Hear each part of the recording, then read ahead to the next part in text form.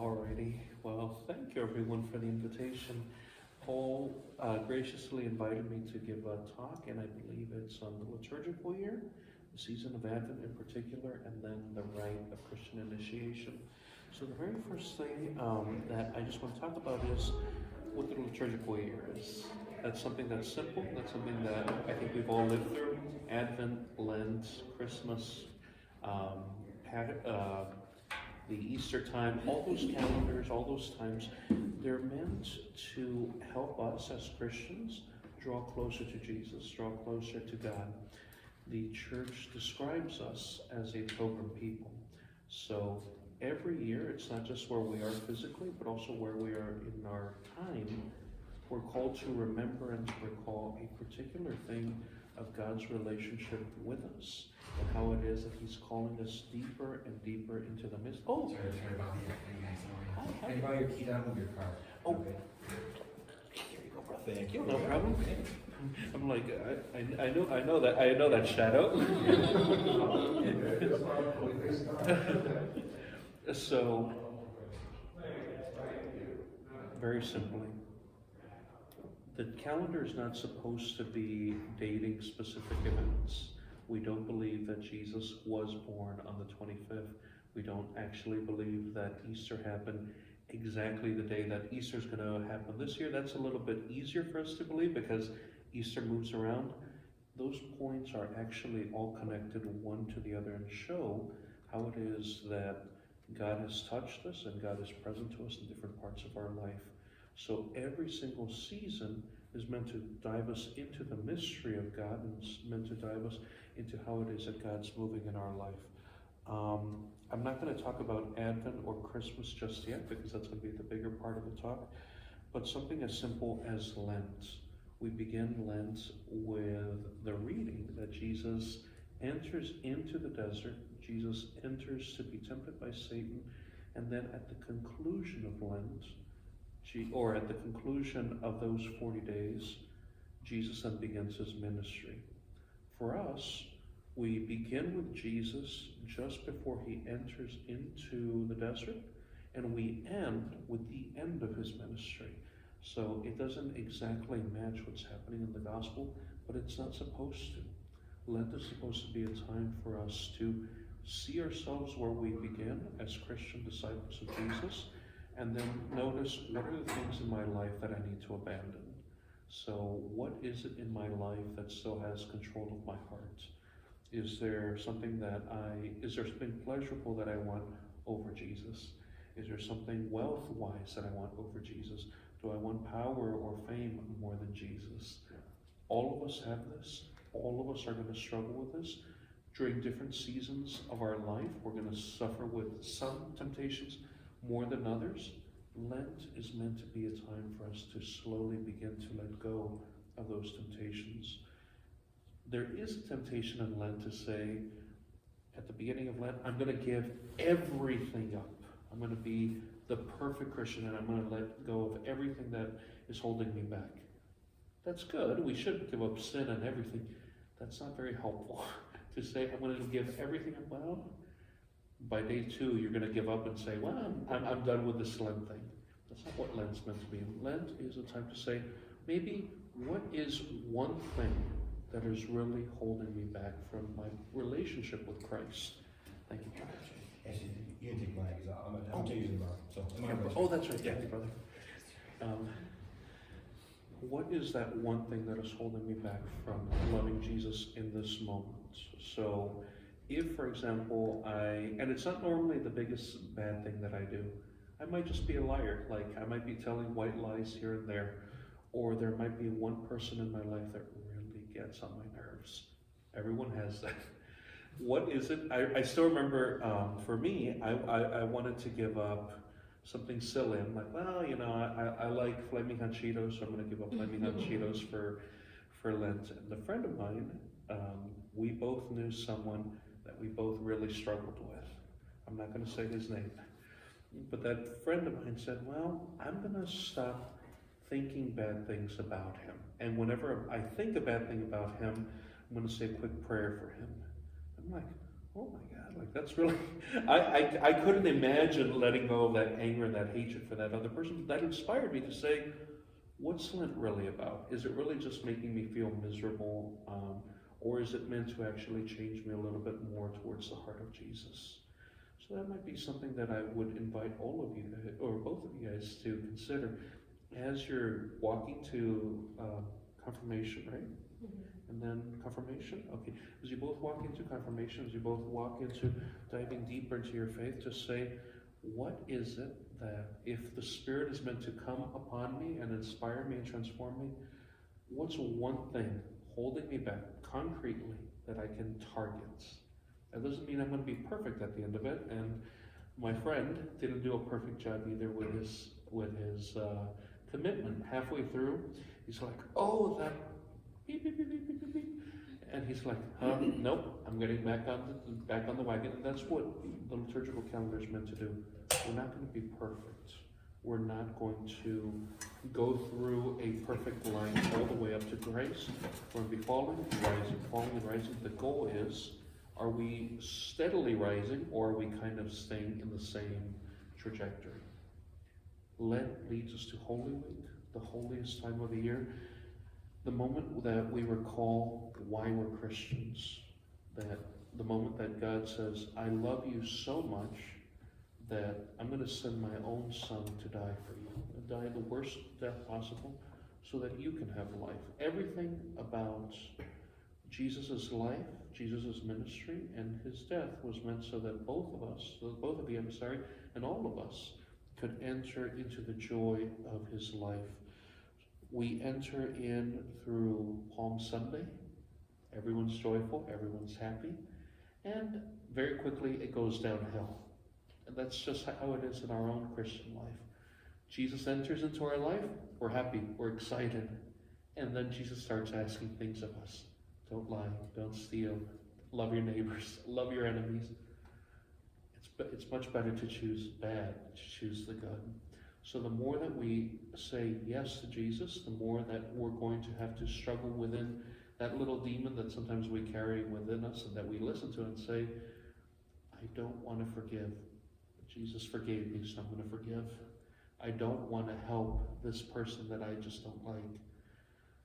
But Jesus gave himself for me, so, and each little step, each little yes, each little act of forgiveness slowly opens our heart more and more to be the people that Jesus is calling us to be. Holy Thursday comes around, and we remember Jesus, I don't know if you guys have ever heard this story. What would you do if you knew that you only had one day to live? So people say, well, I'll go crazy. I'm going to do whatever I want. I'm going to eat all the junk food I want. And the funny thing is, Jesus knew that it was his last day, and he chose to serve.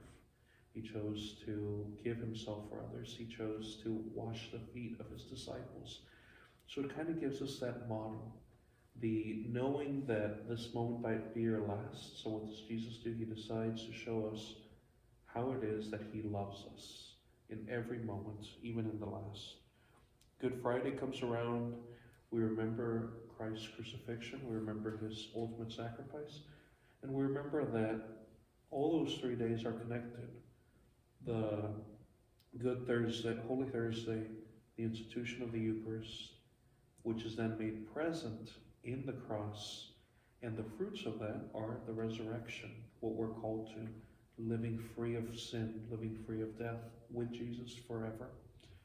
Holy Saturday, we have the vigil, we have the moment where we all wait together and expect Jesus to come into our lives, into all the things that we've lived through with him, all the things that we've died with him, now come to life again in the resurrection.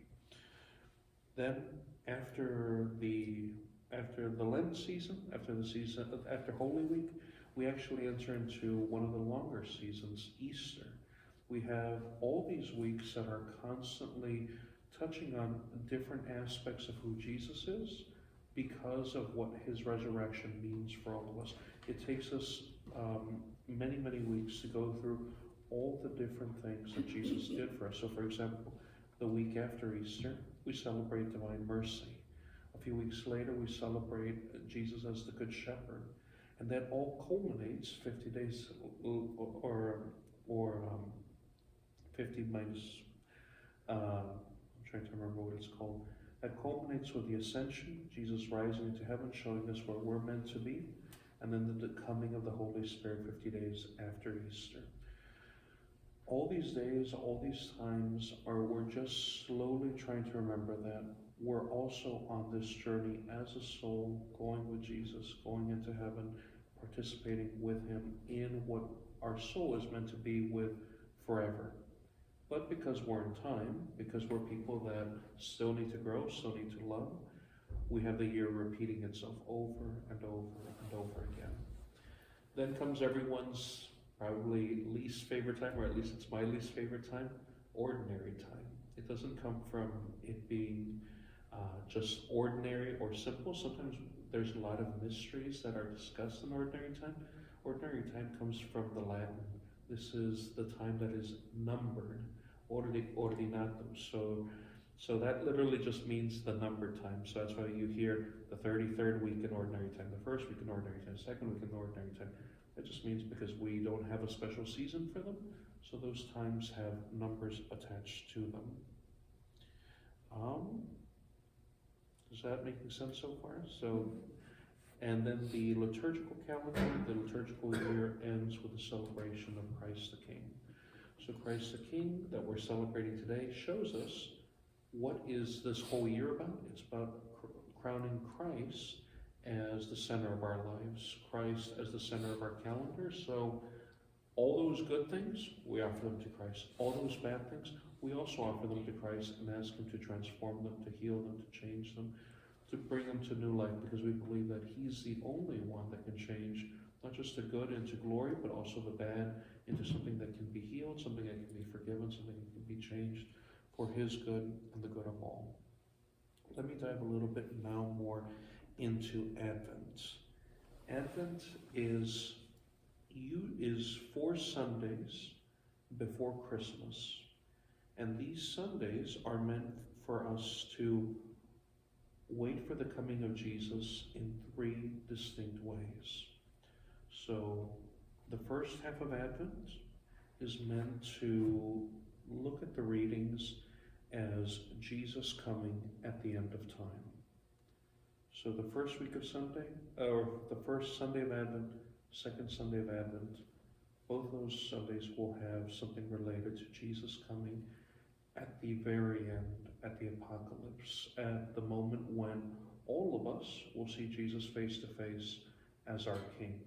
So it actually is a nice transition from the old year, when we're looking at Jesus as King. We look for his coming at the end of time. So all the prophecies that we read from the prophets, all the scriptures, and even all the gospels will have something related to Jesus coming at the end of time and inviting us into his kingdom, and us preparing our hearts and preparing ourselves to meet him. So the question that we ask ourselves in that first half of Advent is, am I ready to meet God today?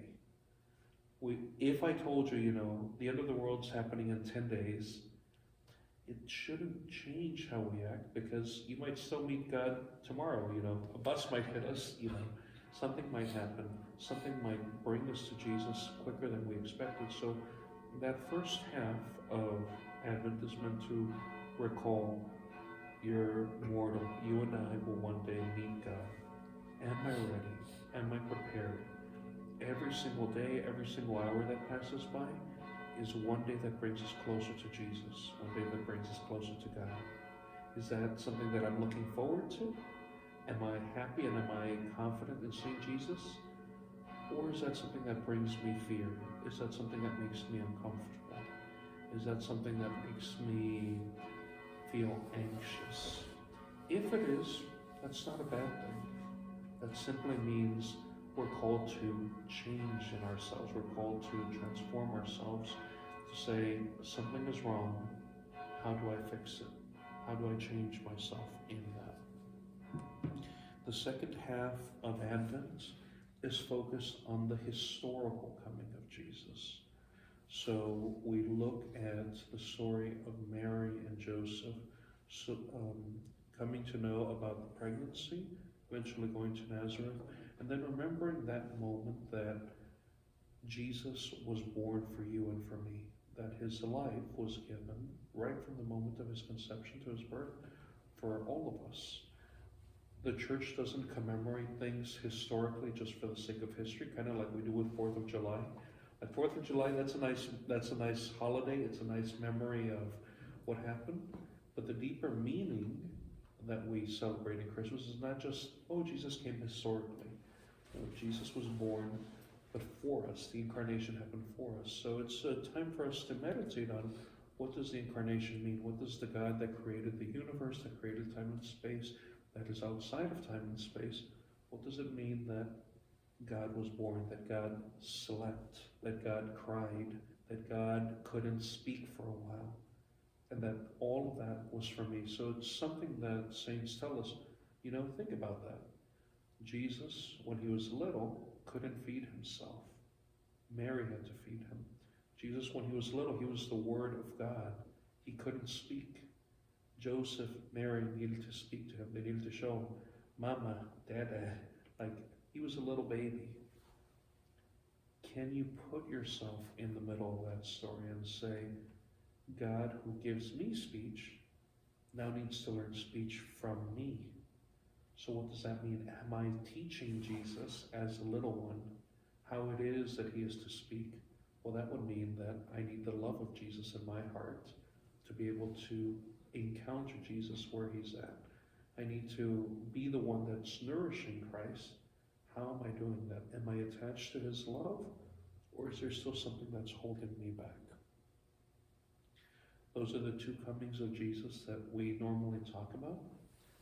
Jesus at the end of time, Jesus in 2,000 years ago. There is a third coming of Jesus. It's actually the most important one. St. Bernard, I believe, is the one that talks about Jesus coming one third time, which is in the here and now. And that's what Advent is meant to open for us. Am I conscious that in this moment, Jesus is trying to communicate himself to us? Advent is the season that more than anything is always telling us, from the words of John the Baptist, prepare the way of the Lord. From the way of the Annunciation, you know, behold, I'm the servant of the Lord. All these different moments, all these different times, all these different prophets who keep on saying, the Lord is coming, the Lord is coming. They don't just mean the Lord is coming at the end of time or that the Lord came at Christmas. The Lord is coming today.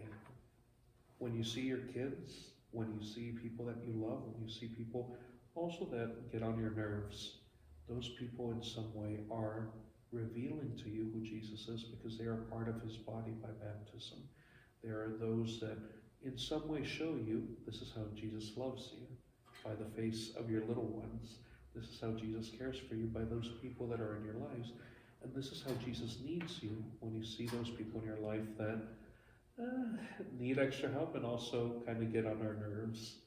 That's still Jesus, constantly coming. That's part of what Advent is meant to do. A few things. Advent's most defining trait is probably the color purple. Purple is meant to be a time, or it's meant to symbolize a need for penance, a need for conversion. Advent is not as dark or solemn as Lent, but it does have a need for cleaning, a need for cleansing, a need for transformation and healing. So if I know that I'm going to meet Jesus at the end of time, or if I know that Jesus wants to be born in my heart today, what are the things that I would not be so happy with Jesus seeing in my life? So we know that we can't hide anything from Jesus. He's God. We know that we can't change what's around us right now. But what is it that I can change about myself? So if my house is dirty, and I'm not talking about the physical house, but if the house of my soul is dirty, what are some things that I can tackle now?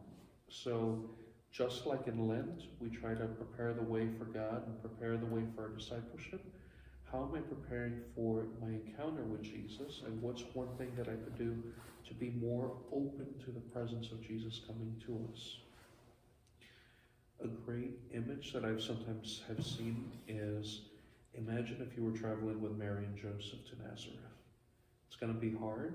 You guys know what hard is. You have kids, right? Both of you have kids. So you know what it's like when a little one is knocking at your door at 3 in the morning because they're scared, or when they're throwing a tantrum. You guys have seen that difficulty in your lives. It's the same thing with Mary and Joseph. It's not easy to go to Nazareth. They're going in the cold, they're going through desert, they're going through sometimes no roads and having to cross rivers on foot. You're walking together with them, and you're both expecting Jesus to come into your lives. Mary and Joseph will have Jesus born to them. Jesus also wants to be born in you. What are some things that Mary and Joseph are talking about on the road to prepare for meeting Jesus, to prepare for welcoming him? Mary and Joseph are probably talking about practical things. Do we have baby food? Do we have something to wrap him in? Where are we going to put him? How is it that we're going to bring him home when we're done? What are some things that we can do to prepare the way for Jesus? Talk to them also. You're not traveling to Nazareth, or you're not traveling to Bethlehem, but you guys are also traveling in your discipleship as Christians. So in your house, what can you do to make it more welcoming to Jesus? What can you do to make yourself more prepared to be ready for when he finally comes? So that's something that Purple reminds us of every single day in Lent.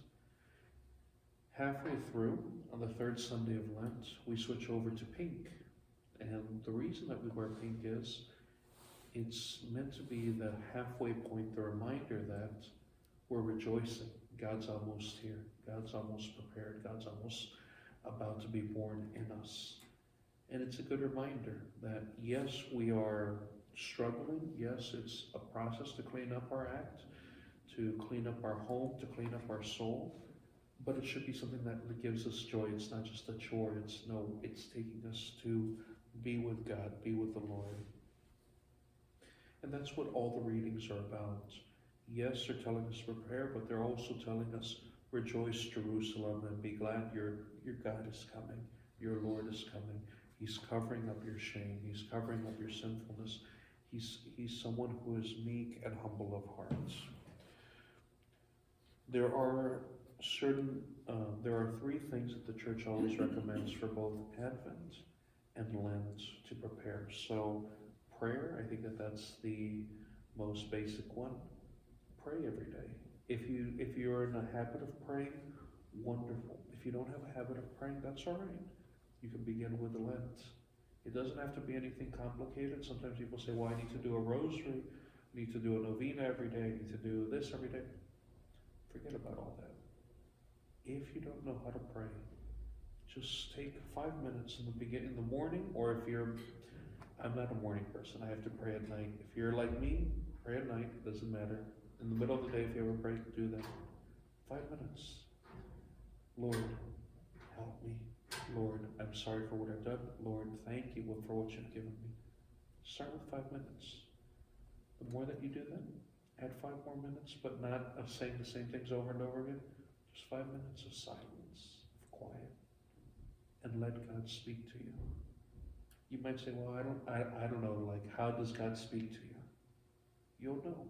He'll come. It'll be a feeling. It'll be an intuition. It'll be, some people say, well, was that God or was that my imagination? Well, who created the imagination? God created the imagination. God can use the imagination. God can use your feelings. God can use everything that is good about you. Anything that leads you to be a person that's more patient, forgiving, loving, that's all from God. The more that you do that, the more that you actually recognize God in your prayer, and the more that it will bring you to be a person of prayer. That's the first one. The second one, fasting. So, I'm not telling you have to give up chocolate, you have to give up your favorite food, you have to starve yourself. That's not what it means.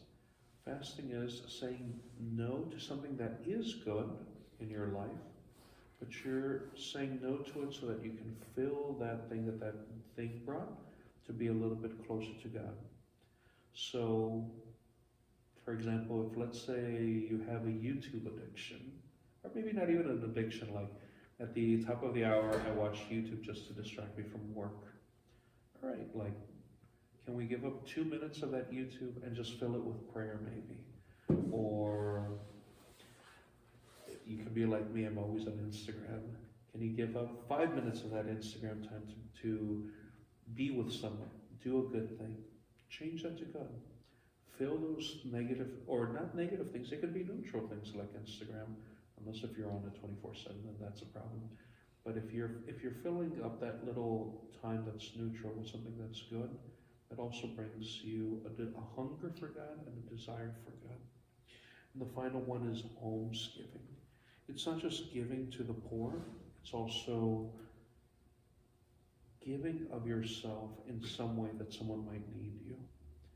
I'm sure you guys know what that is, when you want to go to bed and your kid doesn't want to go to bed because they're scared, and you stay with them because of that.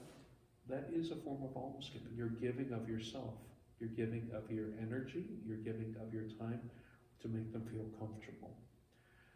When someone in your job, when someone in your ministry, when someone in your church, anywhere, one of your friends, when they need your help, that is a form of almsgiving. That's giving something that you're not obliged to give. You don't need to give, but you're choosing to give for their sake. A few other things. The Advent wreath, you're going to start seeing that. The Advent wreath is actually nowhere in the liturgical tradition, but it's one of those beautiful things, kind of like Our Lady of Guadalupe. There's a lot of traditions that grew up around Our Lady of Guadalupe in Mexico that are not officially part of the church. The church elevates it because they see that they show us something good about it. Posadas don't appear anywhere in what the church does, but we do the posadas because they bring us closer to God. Similar with the Advent wreath, it actually grew up in Germany, I believe. And it's meant to provide for us a symbol of Jesus coming as light, Jesus coming as new life, and it's a life that will last forever. So you normally see a wreath that is supposed to have the symbolism of, number one, it's eternal, it's a circle. It's meant to be forever. It's normally filled with greenery, flowers, sometimes with gold on it.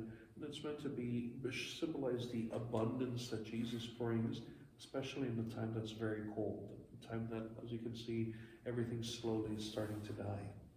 And then those 4 candles that it has, that are slowly lit progressively, are meant to show light slowly growing in the world from the coming of Christ.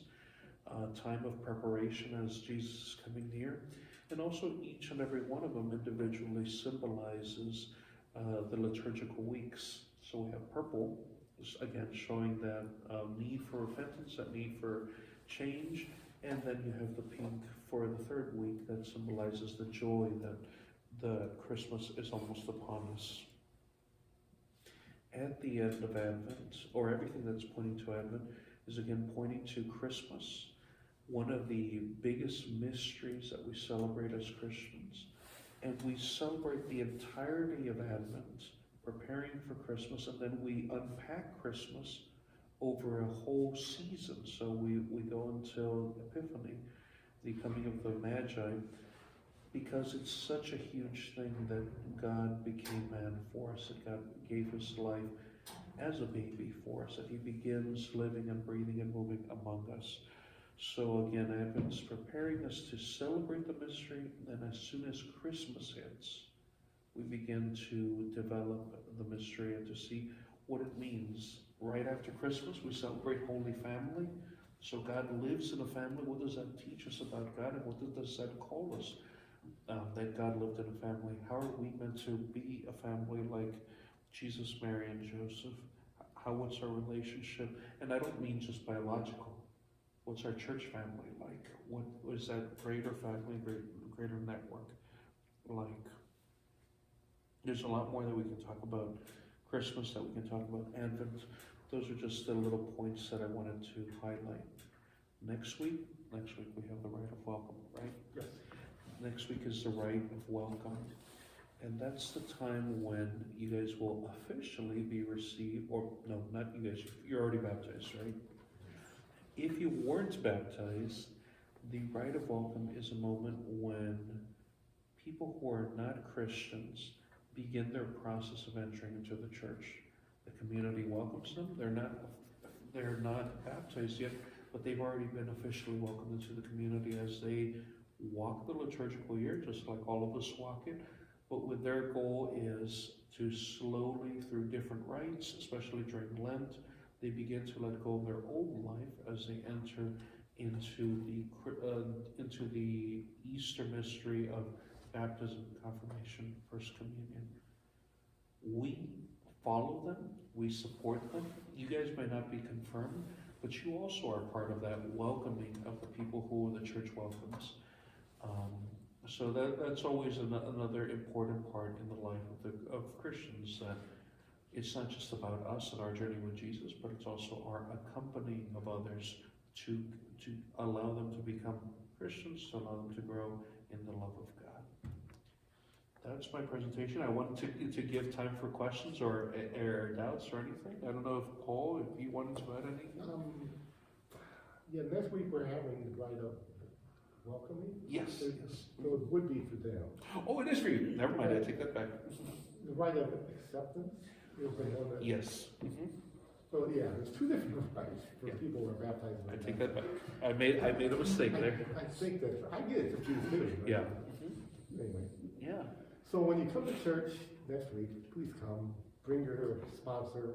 If you don't have one, if you can't make it, I'll volunteer Vicky for you or somebody. She'll be your proxy. We always have people that will stand in for lots of people.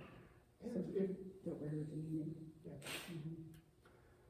I know what happened in the past, they haven't made it up for this year yet, but basically you'll be called forward.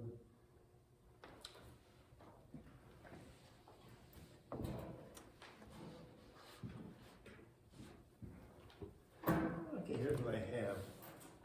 The celebrant says a short prayer,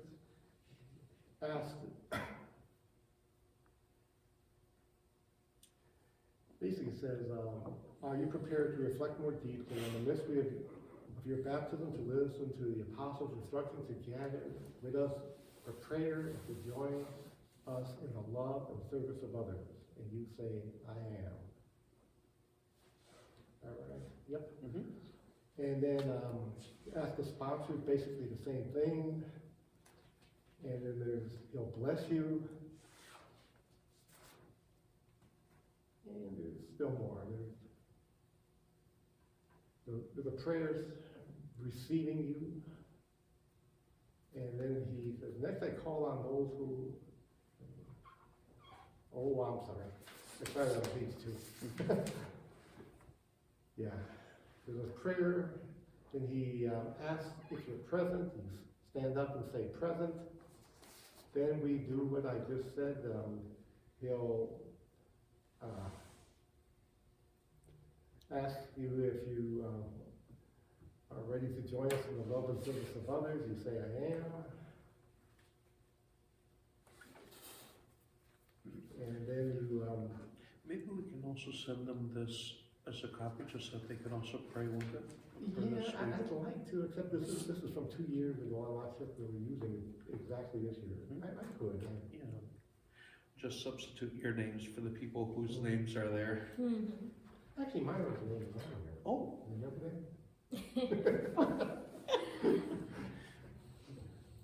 And then there's, anyway, he'll probably sign you on your forehead, and your sponsors will sign you. That's what I like doing. Mm-hmm. Yeah. And don't worry about it, because nobody in the congregation knows what's supposed to be going on, so if something gets messed up, nobody knows. What if your sponsor can't make it at that? That's when we'll substitute somebody. Yeah. Your sponsor will still be your sponsor. Mm-hmm. They'll just do it in proxy. So, yeah. This comes sit in the front on the right side. Yes. I'll block Yeah, off a couple yeah. people. You're gonna be there, right? Like, Oh, yeah. There's a Mary statue on the left and there's a Joseph statue or altar on the right, so look for St. Joseph. anything special we should be wearing, like color-wise? Just look pretty, like you always do. And enjoy it. For me, Advent is the most beautiful time of the year, just because it has such calm and beautiful readings. If you can make it, I would encourage you guys to go to Daily Mastering Advent. But if you can't, just look at the readings for Advent, for the daily readings. They're always posted online. To me, they're the most beautiful ones that we have to offer. So, just something to look at. They're posted online when? If you just look Catholic daily readings, you'll find them right there. Usually the USCCB, so the Catholic bishops will post it. They're also on the little missalette. Is that a Magnificat? I'm not sure if they're on the Oraciones. I don't think they will be, but you can find them very easily online. They're very, very beautiful. To me, that's what I use every morning to prepare for. And you said it's for how long? A week? Advent? So Advent is for no problem. It's it's for 4 weeks. Now this actually is the shortest Advent can possibly be. So Christmas falls on a Monday. So 4 Sundays before, that means that we'll only have one Sunday, which is the 4th week of Advent. So that's all right. But they're always beautiful readings. Very beautiful. Yeah. See, the world has it backwards. The world has everything now is Christmas. I was just listening to it was a Protestant preacher talking about how, I'm starting to listen because he's saying, Christmas, it's such a monumentous event that God came down and became man. You can't celebrate that for just one day.